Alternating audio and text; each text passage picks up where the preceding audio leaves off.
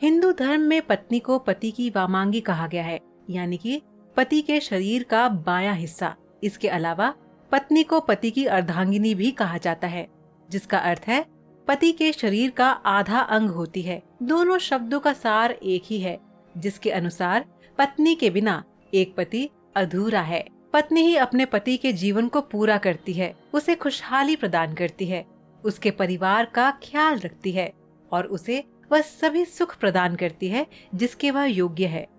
पति पत्नी का रिश्ता दुनिया भर में बेहद महत्वपूर्ण बताया गया है। चाहे सोसाइटी कैसी भी हो, लोग कितने ही मॉडर्न क्यों ना हो जाएं, लेकिन पति पत्नी के रिश्ते का रूप वही रहता है, प्यार और आपसी समझ से बना हुआ। हिंदू धर्म के प्रसिद्ध ग्रंथ महाभारत में भी पति पत्नी के महत्वपूर्ण रिश्ते के बारे में काफी कुछ कहा गया है। भीष्म पितामह ने कहा था कि पत्नी को सदैव प्रसन्न रखना चाहिए, क्योंकि उसी से वंश की वृद्धि होती है। वह घर की लक्ष्मी है और यदि लक्ष्मी प्रसन्न होगी तभी घर में खुशियां आएंगी। इसके अलावा भी अनेक धार्मिक ग्रंथों में पत्नी के गुण व अवगुणों के बारे में विस्तार पूर्वक बताया गया है। दर्शकों, आज हम आपको विष्णु पुराण, जिसे लोक प्रचलित भाषा में गरुड़ पुराण भी कहा गया है, उसमें दिए गए पत्नी के कुछ गुणों के बारे में जो वर्णन किया गया है उसे बताने जा रहे हैं। आइए जानते हैं गुणी पत्नी के लक्षण।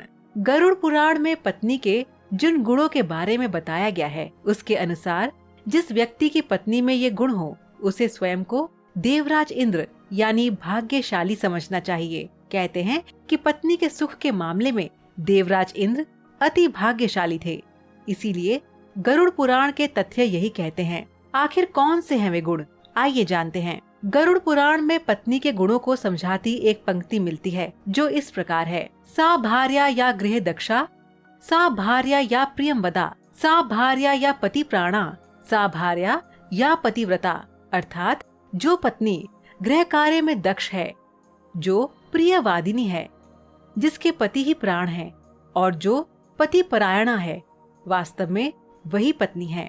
गृह कार्य में दक्ष, गृह कार्य में दक्ष से तात्पर्य ये है कि वह पत्नी जो घर के काम काज संभालने वाली हो, घर के सदस्यों का आदर सम्मान करती हो, बड़े से लेकर छोटों का भी ख्याल रखती हो। जो पत्नी घर के सभी कार्य जैसे भोजन बनाना, साफ सफाई का ध्यान रखना, घर को सजाना, घर का ध्यान रखना, इन सभी कार्यों में निपुण हो, वह एक गुणी पत्नी कहलाती है। इसके अलावा बच्चों की जिम्मेदारी ठीक से निभाना, घर आए अतिथियों का मान सम्मान करना, कम संसाधनों में भी गृहस्थी को अच्छे से चलाने वाली पत्नी गरुड़ पुराण के अनुसार गुणी कहलाती है। ऐसी पत्नी हमेशा ही अपने पति की प्रिय होती है। प्रियवादिनी, प्रियवादिनी से तात्पर्य है मीठा बोलने वाली पत्नी। आज के जमाने में जहाँ स्वतंत्र स्वभाव और तेज तरार बोलने वाली पत्नियां भी हैं, जो नहीं जानती कि किस समय किससे कैसी बात करनी है, संयमित भाषा में बात करने वाली, गरुड़ पुराण में दिए गए निर्देशों के अनुसार अपने पति से सदैव संयमित भाषा में बात करने वाली, धीरे धीरे व प्रेम पूर्वक बोलने वाली पत्नी ही गुणी पत्नी कहलाती है। पत्नी द्वारा इस प्रकार से बात करने पर पति भी उसकी बात को ध्यान से सुनता है व उसकी इच्छाएं पूरी करने की कोशिश करता है। सभी से प्यार से बात करने वाली केवल पति ही नहीं, घर के अन्य सभी सदस्यों या फिर परिवार से जुड़े सभी लोगों से भी संयम से बात करने वाली स्त्री एक गुणी पत्नी कहलाती है। ऐसी स्त्री जिस घर में हो वहाँ कलह और दुर्भाग्य नहीं आता। पति परायणा, पति परायणा यानी पति की हर बात मानने वाली स्त्री गरुड़ पुराण के अनुसार एक गुणी पत्नी होती है। जो पत्नी अपने पति को ही सब कुछ मानती हो, उससे सच्चा प्रेम करती हो, उसे देवता के समान मानती हो तथा कभी भी अपने पति के बारे में बुरा ना सोचती हो, वह पत्नी गुणी है, धर्म का पालन करने वाली। विवाह के बाद एक स्त्री न केवल एक पुरुष की पत्नी बनकर नए घर में प्रवेश करती है, बल्कि वह उस नए घर की बहू भी कहलाती है। उस घर के लोगों और संस्कारों से उसका एक गहरा रिश्ता बन जाता है। ये है उसका पहला धर्म। शादी के बाद नए लोगों से जुड़े रीति रिवाज और धर्म को स्वीकारना ही स्त्री की जिम्मेदारी होती है।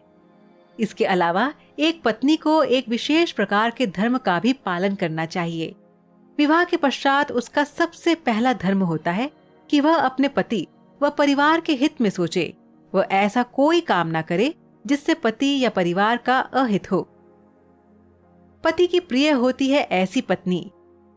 गरुड़ पुराण के अनुसार जो पत्नी प्रतिदिन स्नान कर पति के लिए सचती संवरती है, कम खाती है, कम बोलती है तथा सभी मंगल चिन्हों से युक्त है, जो निरंतर अपने धर्म का पालन करती है तथा अपने पति का प्रिय करती है, उसे ही सच्चे अर्थों में पत्नी मानना चाहिए।